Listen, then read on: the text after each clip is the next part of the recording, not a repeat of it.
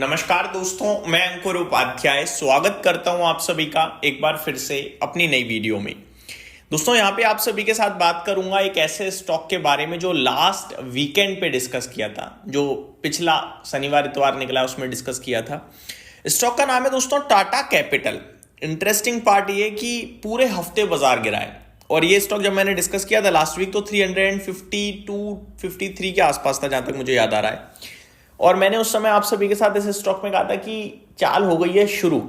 IPO से लेकर अभी तक इसने करा है बिल्कुल अंडर परफॉर्म, लेकिन अब ये निकल रहा है। अब इसकी गाड़ी छूट रही है, रेलवे स्टेशन से चल रही है। बैठ जाओ टिकट खरीद के और फिर ज्यादा उछल कूद मत करना।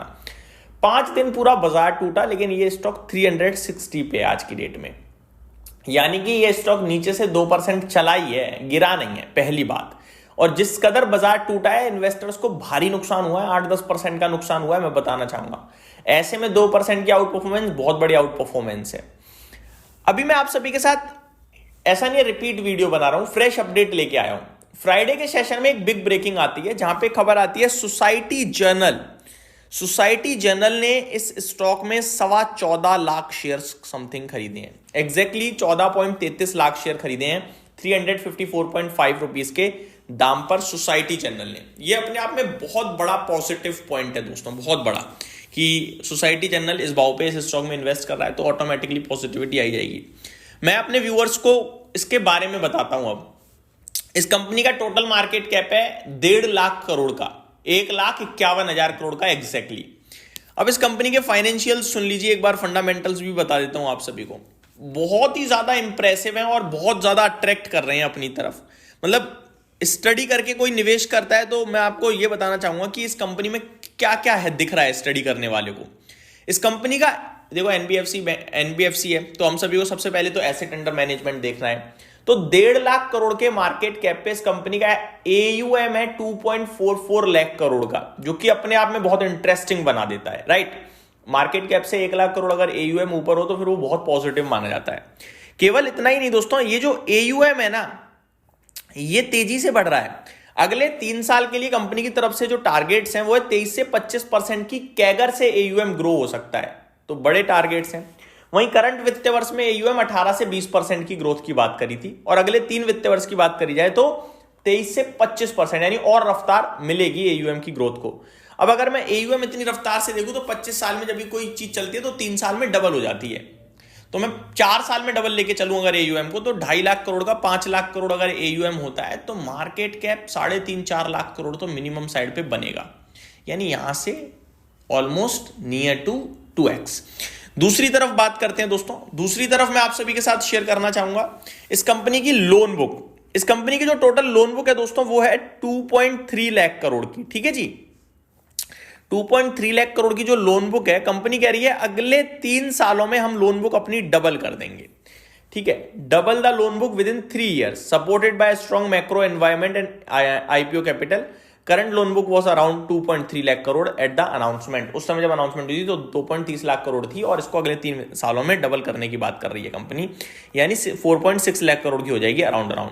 तो इतना सब कुछ होने के बाद ये कंपनी 1.5 लाख करोड़ के मार्केट कैप पे अगले 3 साल में सोचो कितनी ग्रोथ है, डबल तक की पोटेंशियल है। अब बाजार कुछ भी करे, जब कंपनी का बिजनेस होने वाला है डबल क्लियर दिख रहा है, तो फिर अगले 3 साल के लिए तो ये स्टॉक हो गया पोर्टफोलियो में पैक करने वाला। अब अगर आप हर दिन हर सेकंड देखोगे भाव, तो वो तो आपके फेवर में नहीं आने वाला। लेकिन अगर 3 साल का व्यू बना के कोई इस स्टॉक में निवेश करना चाहता है, बेस्ट टाइम टू है मेरे को लगता है एक्यूमुलेट एवरेज, और एक्यूमुलेट तो क्या ही हाईस पे ही है। अच्छा, मैंने जब इसके ऊपर रील बनाई थी ना कल, तो भाई एक मैंने कुछ कमेंट पढ़े, वो कह रहे थे भाई ऑलरेडी हाई पे, जिस हिसाब से बाजार में वेट कर लेना चाहिए। भाई हाई भूल जाओ, हाई भूल जाओ। अगर खराब बाजार में हाई पे तो रीजन सोचो ना। 36 के पीई पे टाटा कैपिटल, टाटा की ब्रांड प्रोफाइल, रीजनेबल वैल्यूएशंस, क्या बेकार लग रहा है। दमदार ग्रोथ, चला ही नहीं ना। आईपीओ 330 का था, आईपीओ पे आते ही लोग 20% बढ़ जाते हैं, ये तो चला ही नहीं। अब चलना शुरू हो रहा है ना।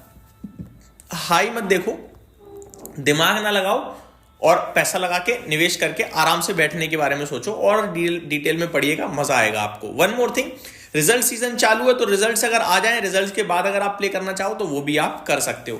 बाकी इस समय आपको क्लियरली दिख ही रहा है बैंकिंग फाइनेंशियल का समय थोड़ा ज्यादा बेटर चल रहा है, तो मेरे को तो लगता है कि ये एक क्वालिटी स्टॉक और क्वालिटी अपॉर्चुनिटी आपके लिए प्रोवाइड हो रही है। जनरल सोसाइटी ने भी इस स्टॉक में खरीदारी करी है और ये सारी चीजें इनफ है आपके लिए कि हाँ भाई आप पोर्टफोलियो वाइज इस स्टॉक को अगले 3 साल के लिए ध्यान दे सकते हो।